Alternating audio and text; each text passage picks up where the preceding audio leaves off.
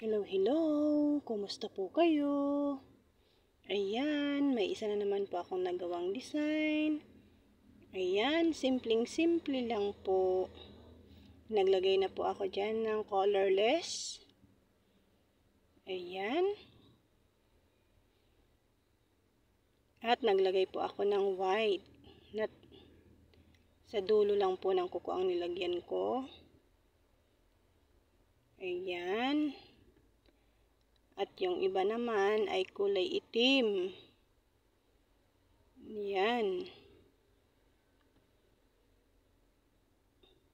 Ayan, naglagay po ako ng mga tuldok.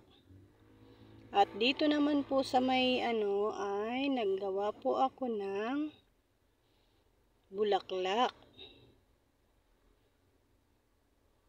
Ayan, gumawa po ako ng bulaklak.